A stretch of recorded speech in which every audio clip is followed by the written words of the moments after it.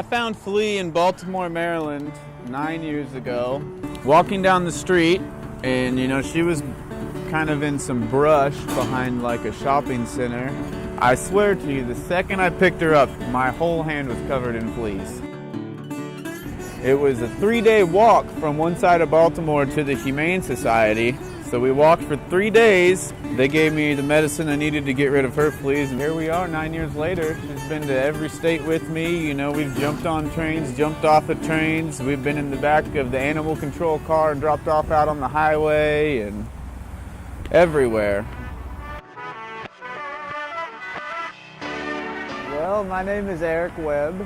I'm 30 years old, and I've been traveling by freight train for about 9 years. And I hitchhike in between, you know, whenever the trains aren't working for me or the police tell me I can't. I don't really know anything about this part of, where is this? Duncanville? Yeah, I don't really know where this is either. I just got dropped off here, so. Well, 9 years ago I got out of the military, and I came back to my hometown in Kansas City, and I hated my life. And I ran into some kids that traveled like this, and I started talking to them, and I took them to my house and gave them a place to stay for a few nights, and then they went on their way, and I dwelled on that and what they had been doing, and I just kept thinking about it. And finally one day I said fuck it, and I quit my job, and I sold everything I had, and I got a backpack, and I walked out of my apartment and never looked back. It might be because some of them do, but I think the biggest misconception is that some of us are out here because we're on drugs or have drinking problems or something.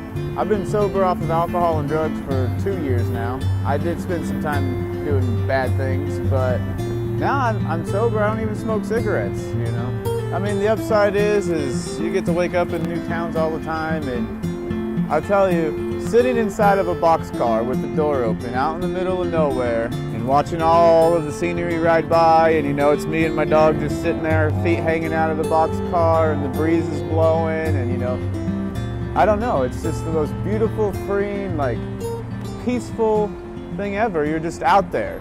Mentally, you gotta, I wonder if these guys are coming to, yeah. I try not to judge anyone else. I don't want them to judge me. I think that's the biggest thing. If we all just accepted each other for the fact that we're humans, then maybe the world could be an okay place. But instead, everybody has to have all these, you know, thoughts and theories or prejudices or whatever you want to call it, stereotypes and all of it. And it's like, if everybody just got along and tried to find peace and be positive, the world would be a beautiful place. I mean, eventually I would like to find maybe a nice piece of land or something somewhere, maybe some guy, or you know, that I could work for and stay in like a barn until I saved up money to get my own kind of place. But I think if I could find like a ranch hand job or out on the oil field or something, you know, something different. I don't want to be involved in all of this and surrounded by this. It's just depressing. I mean, she doesn't judge me for anything, and she loves me no matter what. You know, whether I do good out there making money or whether we have a lot of food or not a lot of food, she's there for me, and she's in it with me. And some people might say, oh, well, she doesn't have a choice, and it's like, okay, well, watch this. Where's she going?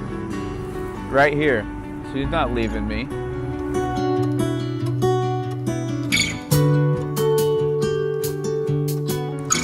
Cameron Smith here, creator of the Teardrop Project. We have a sponsor, the Teardrop Project's first sponsor. It's Cobb Grill, so check them out. Instead of me yammering on about them, I'm just gonna show you what we can do. Pixie, take it away. Hey everyone, so the Super Bowl is around the corner.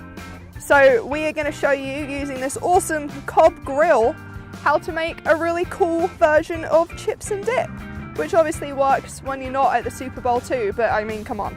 So to get started, you just take your little lid and your little cooking area off. Alright, so you pick that up and you put your fire starter under there, give that a good light, put that on, and then you stick your coals on there.